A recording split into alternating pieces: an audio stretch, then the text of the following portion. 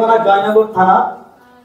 তো আমাকে এখানে অনেকেই চেনেন, জানেন, আবার অনেকেই দেখেননি নতুন। আমার আসার কথা ছিল কালকে এখানে বিকেল 3টের সময়, মানে এখানে পৌঁছাবো বিকাল 3টে। আমি সেরকম প্রস্তুতি নিয়েও এসেছি, কিন্তু জানি না এটা ঈশ্বরের পরিকল্পনা কি শয়তানের পরিকল্পনা যে আমি এখানে আসতে পারবো না বা আসবো, আমি জানি না।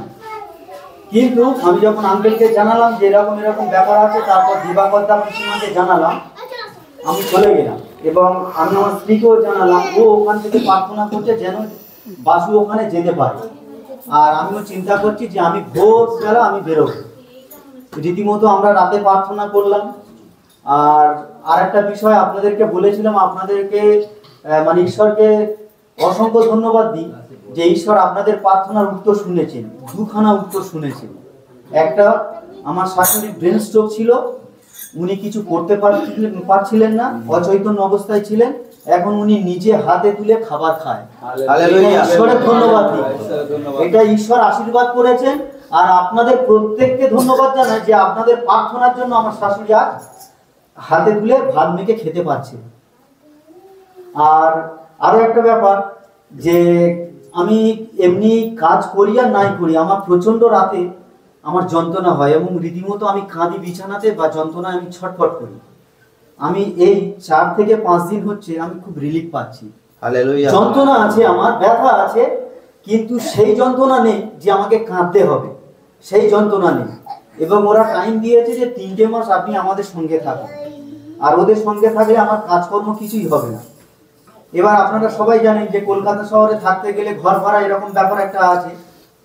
তো আঙ্কেলকে জানালাম, আপনারাও প্রার্থনা করছেন এবং আমি আমার স্ত্রী আমরা সম্পূর্ণ ঈশ্বরের উপর ছেড়ে দিয়েছি যে ঈশ্বর যা আছেন তাই হবে। যখন আমরা কম ইনকাম করতাম তখনও ঈশ্বর আমাদের চালাতেন, যখন বেশি ইনকাম করতাম করি, এখন বর্তমানে ধরুন বেশি ইনকাম করি কিন্তু এখন যেন চলছে না সংসার, এরকম একটা ব্যাপার। কিন্তু কম ইনকামে তখন ভালোই সংসার চলছে।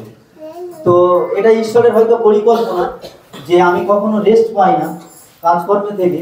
তা আমি 3 মাস একেবারেই বসে আছি, মানে বসে থাকবো। এখন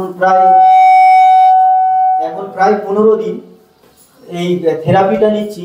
ঈশ্বর আমাকে চালাচ্ছে। আপনাদের প্রার্থনাতে আমি অনেক সুস্থ আছি। আর আমি আজকের এখানে আসবো বলে সেই প্রস্তুতি নিয়ে বাড়ি থেকে 4:30টার সময় পার হয়েছি। তবে আজকের এসে আপনাদের প্রত্যেককে আমি দেখতে পাচ্ছি। এটা ঈশ্বরের গৌরব ছাড়া কারোর গৌরব। হয়তো আমার রাস্তায় আরো কোনো প্রবলেম হতে পারতো, কালকের আমি মাঝ রাস্তা থেকে ফিরে চলে গেছি ফোন করে, হয়তো আজকেরও সেরকম হতে পারতো। আবার হাওড়া থেকে ট্রেনের কি গন্ডগোল, সে মেদিনীপুর লোকালে সে থেমে থেমে থেমে থেমে আসছে, মানে আসবো এখানে সেই উৎসাহটাও কমে যাচ্ছে। আমি ভাবছি আমি কি যেতে পারবো না। তারপর আবার হরিদাও বললো মাঝ রাস্তায় যে আমরা সবাই একসঙ্গে যাবো, কিন্তু দুর্ভাগ্যবশত হরিদা এখন এসে পৌঁছাতে পারেননি। যদি হরিদার জন্য আমরা উলুবেড়িয়াতে অপেক্ষা করতাম হয়তো আমিও এখন আসতে পারতাম। তাই না? এটা ঈশ্বরের পরিকল্পনা ছিল। তারপর আমি দেববৌদি আমরা একসঙ্গে একই বাসে এখানে এলাম ঈশ্বরের পরিকল্পনা অনুযায়ী। আর আজকের এখন ঈশ্বরের বাক্য শুনবো বা যা কিছু, এখন আমি যোগ দিতে পারলাম। ঠিক আছে, আপনাদের সকলকে ধন্যবাদ। আর সর্বোপরি ঈশ্বরকে ধন্যবাদ দিই যিনি আমাকে বাঁচিয়ে রেখেছেন এবং সুস্থতা দান করেছেন। আর আপনাদের কাছে আরো প্রার্থনা চাই আমি, আপনারা ঈশ্বরের কাছে আরো প্রার্থনা করুন আমাদের পরিবারের জন্য, আমার শাশুড়ির জন্য বিশেষ করে প্রার্থনা করবেন।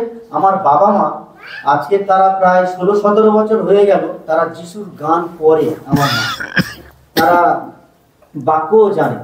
মাঝে মাঝে আঙ্কেল গিয়ে যদি বলে তখন বলে বাইবেল সব আমরা জানি, মানে এত বাইবেল জেনে ফেলেছে আমার বাবা বলার কথা, মানে বাইবেল সব মুখস্থ, সব কিছু জানে, কিন্তু তারা যিশুকে গ্রহণ করছে। আপনাদের প্রত্যেকের কাছে একটাই অনুরোধ, যদি আমি পাপ থেকে মুক্তি পাই, আমি যদি ভালো থাকি, এটা যদি আমি বুঝি, আমার বাবা মা যে আমাকে জন্ম দিয়েছে আমি চাই না সে অসুস্থ অবস্থায় জীবনযাপন করুক। যে ব্যক্তি যিশুকে বিশ্বাস করে না মানে তার সারা জীবন সে অসুস্থ অবস্থায় জীবনযাপন করবে। সুতরাং আমি চাই আমার বাবা এবং মা সুস্থ অবস্থায় এই পৃথিবীতে জীবনযাপন করুক যিশুকে জেনে। আপনারা প্রার্থনা করবেন। আমরা আমাদের সুপ্রিয় এখন প্রার্থনায় নিয়ে যাবে আমাদেরকে, প্রত্যেকে মাথা নিচু করি।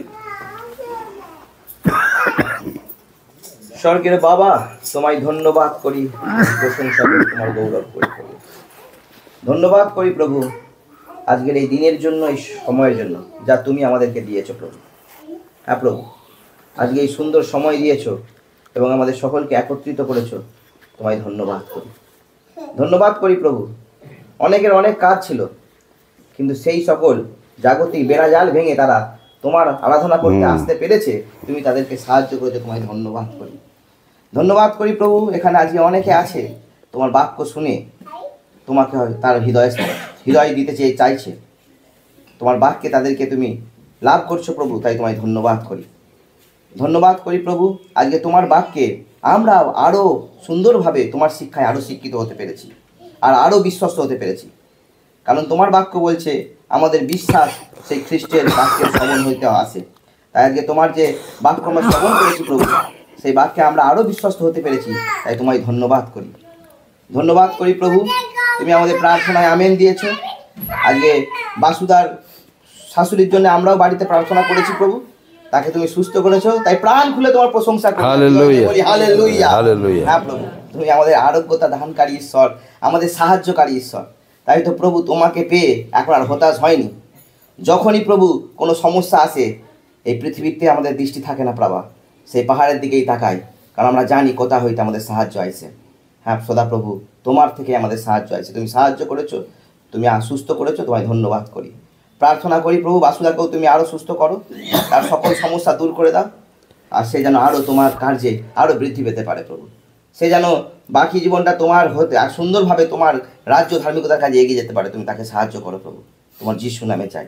প্রার্থনা করি প্রভু, এখানে আমরা আজকে যতজন আছি প্রভু, আবার যে তুমি বাক্য দিবে, সেই বাক্যের মাধ্যমে যেন আরও তোমাকে আমরা জানতে পারি, চিনতে পারি, তোমার প্রকাশন যেন আরও সুন্দরভাবে পাই প্রভু, আর সুন্দরভাবে প্রভু যেন তোমার দেখানো পথে চলতে পারি। তুমি সাহায্য করো প্রভু।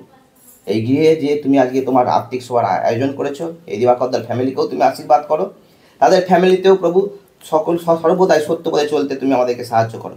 আর এই গৃহকে তুমি আরও সুন্দর করো প্রভু। এই গৃহ যেন একদিন আরও ভরে যায় প্রভু, আরও যেন নতুন নতুন ভাই বোনেরা এখানে এসে তোমাকে বৃদ্ধি লাভ করতে পারে। তুমি আশীর্বাদ করো প্রভু।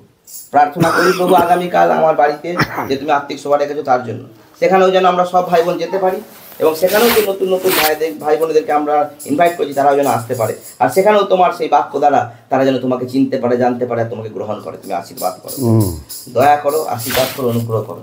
এই প্রার্থনা শুনলে বিশ্বাস করি, প্রার্থনা প্রভু যিশু তোমারই নামে চাই। আমেন।